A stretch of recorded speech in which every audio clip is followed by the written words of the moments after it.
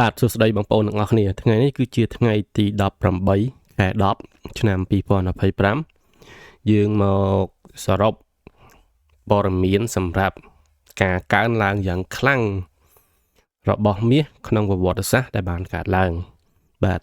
យើងឃើញថាតម្លៃមាសបានកើនឡើង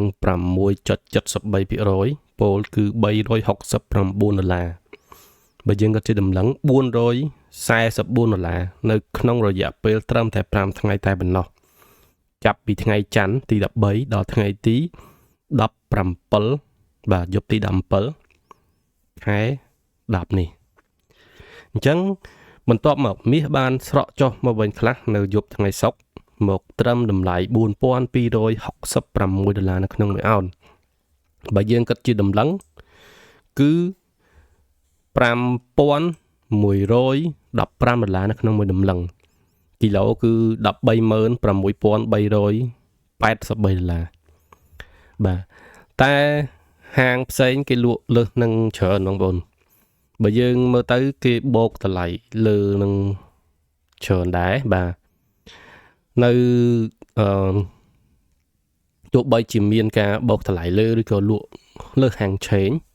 ក៏នៅតែមានអ្នកសម្រុកទិញដូចជាផ្សារត្រីអញ្ចឹងបងប្អូនអញ្ចឹងខ្ញុំទៅមើលហាងមាសធំបាទខ្ញុំជីកាត់ខ្ញុំមើលកន្លែងបោះដុំមាសគឺអ្នកសម្រុកទៅទិញគឺពិតច្រើនមែនតើអញ្ចឹងដូចកាលពីម្សិលមិញថ្ងៃសុក្រហ្នឹងមាសបានឡើង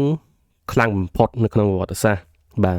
អញ្ចឹងនៅខាងក្រៅបាទទីផ្សារខាងក្រៅគេលក់ដល់ទៅ$5,500នៅក្នុង1តម្លឹងឯណោះទាំងដែលតម្លៃជាក់ស្ដែងគឺទីផ្សារពិភពលោកដែលបានឡើងខ្ពស់បំផុតហ្នឹងគឺធម្មតា$5,273ទេអញ្ចឹងគេបូកពីលើចូលអ្នកខ្លះទៅគេបូក250អ្នកខ្លះទៅគេបូក300អញ្ចឹងណាតាមហាងជាក់ស្ដែងបាទតែក៏មានហាងខ្លះក៏លក់តម្លៃនៅក្រុមទីផ្សារដែរអញ្ចឹងខ្ញុំម្សិលមិញខ្ញុំបានទៅសាងឯករាជ្យ3ហើយគាត់អត់មានបាន sponsor ខ្ញុំទេខ្ញុំគ្រាន់តែចង់ចែកម្លែកថាមានហាងខ្លះក៏គេលក់តម្លៃយ៉ាងធូរលើនឹងតិចតួចដែរបាទអញ្ចឹងខ្ញុំបានទៅម្សិលមិញគឺខ្ញុំបានទៅឃើញហាងឈ្មោះចែពៅនៅផ្សារឯករាជ្យ3ខ្ញុំទៅនឹងទៅចៃដន្យដោយសារខ្ញុំមើល Facebook ឃើញហាងបងភូមិមាសគាត់ធ្វើ content គួរចាប់អារម្មណ៍អញ្ចឹងខ្ញុំថាទៅហ្នឹងសុំយោបល់គាត់ថាយើងត្រូវធ្វើម៉េចបងឯងធ្វើអញ្ចឹងខ្ញុំចាប់អារម្មណ៍ថាចង់បានយោបល់ពីបងឯងអញ្ចឹងតែចៃដន្យទៅក៏គាត់បិទតូបក៏ខ្ញុំបានដើរលេងទៅក៏ឃើញហាងចែពៅហ្នឹងគាត់ដាក់តម្លៃធូរជាងគេអញ្ចឹងណាបាទអញ្ចឹងយើងគិតមើលម្សិលមិញថ្ងៃសុក្រនៅខ្មែរយើងមាសឡើងគេលក់$5,500ក្នុងមួយតម្លឹងតែហាងចែពៅហ្នឹងគាត់លក់ថា$5,340ទេអញ្ចឹងវាខុសគ្នា$160ក្នុងមួយតម្លឹងដែរណាអញ្ចឹងបងប្អូន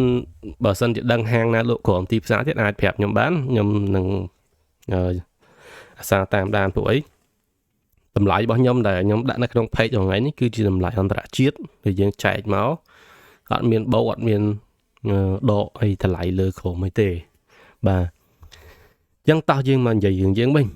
សម្រាប់ការកើនឡើងរបស់មាសណាបាទយើងឃើញថាលោកដូណាល់ត្រាំបាននិយាយថាចិននិងអាមេរិកបានកំពុងនឹងចរចាពាណិជ្ជកម្មជាមួយគ្នាដោយប្រើតែឲ្យបានប្រសើរបាទតែក៏លោកដូណាល់ត្រាំបានគម្រាមផងដែរថាអាចនឹងដាក់ពន្ធ 100% លើប្រទេសចិនអាចចូលលិធរមានថ្ងៃទី1វិច្ឆិកាឆ្នាំ2025ហ្នឹងបើសិនជាលោកចង់ដាក់ហើយចិនក៏អត់មានខ្វល់អីដែរបងប្អូនបាទដាក់អីដាក់ទៅបាទបើអាមេរិកដាក់ក៏ដាក់វិញទៅមកអញ្ចឹងឯងអញ្ចឹងសង្គ្រាមពាណិជ្ជកម្មអាចនឹងមានបាទហើយពីរអ្នកគាត់អាចនឹងជួបគ្នាមុនថ្ងៃទី1វិច្ឆិកាដើម្បីចរចាគ្នាផងដែរហើយចំណមិញខ្ញុំឃើញព័ត៌មានខ្លះដែរគឺលោកដូណាល់ត្រាំគាត់និយាយពីសង្គ្រាមរវាងអ៊ុយក្រែននិងរុស្ស៊ីគាត់ថាសង្គ្រាមអ៊ុយក្រែនគឺចង់បានសន្តិភាពហើយរុស្ស៊ីគេចង់ចរចាបញ្ឈប់សង្គ្រាមផងដែរហើយសង្គ្រាមនឹងអាចបញ្ឈប់ក្នុងពេលឆាប់តែលោកក៏បាននិយាយថាលោកពូទីនកំពុងតែពជាពេលបន្ថែមដើម្បីវាឲ្យក្រែងបន្ថែមដែរយើងឃើញថាវារ៉ាំរ៉ៃច្រើនហើយមួយទៀតយើងឃើញថា មានការលើកពេលបាទព័ត៌មាន non farm payroll បាទអត្រាការងារដែលមិនបូកផលកសិកម្មហ្នឹងចំនួន3សប្តាហ៍មកហើយព្រោះតែការបិទ government shutdown ឬក៏បិទរួចរដ្ឋាភិបាលសាធារណៈអញ្ចឹងវាធ្វើឲ្យមានភាពចលាចលច្រើនហើយយើងឃើញថានៅវៀតណាមមាសគេថាអស់ stock ឬក៏លក់ដាច់ពេកទៅអត់មានមាសលក់តែបងប្អូនជឿអត់មើលសម្រាប់ខ្ញុំគាត់ថាគ្រាន់តែជាគោលនយោបាយដើម្បីធ្វើឲ្យមាសឡើងថ្លៃលើសពីតម្លៃការពិតនោះទេអញ្ចឹងដាក់ខ្មែរយើងក៏វារៀលដាដែរអញ្ចឹងខ្ញុំណាជា style យកគេមួយទេបងប្អូនមាសវាមិនអត់លក់តែម្ដងទេហើយមួយទៀតសម្រាប់gold market cap ទីផ្សារសរុបមកមាសបានកើនឡើង29សរុបទាំងអស់គឺ $29.674 trillion ច្រើនមែនតើបើយើងគិតជាតោនវិញគឺ 21,000 តោនបាទ 21,665 តោនឯណោះសម្រាប់មាសអញ្ចឹងមាសនៅតែកើនឡើងទៀតអាចនឹងមុនខែ11នេះទោះបីជាមានការកើនឡើងខ្លាំងក្នុងខែ10នេះក៏ដោយខែ10គឺជាខែដែលវឹកវរខ្លាំងជាងគេបាទសម្រាប់ទីផ្សារវាប្រែប្រួលខ្លាំងបំផុតមិនថាមាស crypto stock spot ឬក៏ future ទេអីគឺវាឡើងចុះខ្លាំងទាំងអស់បាទមានអ្នកខាតក៏ច្រើនអ្នកចំណេញក៏ច្រើនដែរជាពិសេសទីផ្សារ crypto ហើយនឹងមាសគឺបាន liquidate ឬក៏ whip out ចេញពីផ្សារហ្នឹងក៏ច្រើនពាន់លានដែរ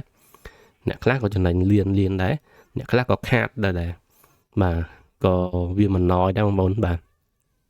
អញ្ចឹងមាសបានកើនឡើង$1,000ចាប់ពីខែ9មកម្លេះអញ្ចឹងមួយខែកន្លះនេះមាសបានកើនឡើងបើយើងគិតជាតម្លឹង$1,200ក្នុងរយៈពេលមួយខែកន្លះអញ្ចឹងមួយថ្ងៃឡើង100មួយថ្ងៃឡើង100បាទរៀងច្រើនដែរមួយអាទិត្យខ្លះឡើង300អញ្ចឹងទៅបាទអញ្ចឹងចាំមើលការកាត់បន្ថយអត្រាការប្រាក់នៅចុងខែនេះបើសិនជាមានការកាត់មែនប្រហែលជាអាចមាសនឹងបន្តឡើងទៅ$4,500ក្នុង1អោនឬក៏$5,000ក្នុង1អោនអាហ្នឹងយើងតាមត្រូវណាបើវាតែងតែកើនឡើងរហូតអាចមែនបងប្អូនតែសម្រាប់ថ្ងៃនេះសប្តាហ៍ក្រោយយើងមើលសិនបើសិនជាមានចុះខ្លះបងប្អូនអាចទិញបន្ថែមបានគ្រាន់តែបច្ចុប្បន្នមាសវាឡើងចុះរៀងលឿនខ្លាំងមែនតើពេលខ្លះឡើង100លេខចុះវិញ100លេខ70លេខអីចឹងវាមានភាពពិបាកសម្រាប់ការគ្រប់គ្រងហានិភ័យអញ្ចឹងសម្រាប់បងប្អូនដែលជួញដូរតាមប្រព័ន្ធធនាគារការជួញដូរមាសសូមជួញដូរដោយមានការប្រុងប្រយ័ត្នសូម្បីតែខ្ញុំអាទិត្យមុនអាទិត្យនេះបាទខ្ញុំក៏មានការខាតគ្រាន់បើដែរអញ្ចឹងនៅពេលដែលមាសឡើងហួសហេតុពេកវាធ្វើឲ្យផ្សារ volatile ខ្លាំងបាទមានការឡើងខ្លាំងមានការចុះខ្លាំងតាមអារម្មណ៍អញ្ចឹងក៏វាតាមព័ត៌មានរបស់លោកដូណាល់ត្រាំដែលតែងតែពំនាំនៅផលវិជ្ជមាននិងអវិជ្ជមានដល់មាសជារឿយអញ្ចឹងសូមបងប្អូនធ្វើការជួញដូរមានការប្រុងប្រយ័ត្នហើយសម្រាប់ការនិយាយព័ត៌មាននៅថ្ងៃនេះសរុបមកគឺអត់មានអីច្រើនទេព្រោះម្សិលអាទិត្យមុនខ្ញុំបាននិយាយពីបញ្ហាដែលធ្វើឲ្យមាសឡើងហ្នឹងហើយអញ្ចឹងត្រឡប់មកវិញបងប្អូនដែលគាត់ចង់សិក្សាស្វែងយល់គាត់អាចមកឆាតតាម Telegram ដើម្បីតំណែងក្នុងការរៀនទិញដូរបាទលក់មាសតាមប្រព័ន្ធធនាគារនេះបានយើងមានការបរៀនដោយមិនគិតថ្លៃប្រឹក្សាយោបល់ហើយនឹងផ្ដល់ជូននូវសុវត្ថិភាពជូនបងប្អូនគ្រប់គ្នាអញ្ចឹងខ្ញុំមានតែប៉ុណ្្នឹងអរគុណបងប្អូនទាំងអស់គ្នាជួយ share វីដេអូនេះមួយដើម្បីលើកកម្លាំងចិត្តឲ្យខ្ញុំបានធ្វើវីដេអូនេះក្នុងមួយអាទិត្យ2ដងឬក៏3ដងក៏ល្អដែរណាបាទអរគុណបងប្អូនទាំងអស់គ្នា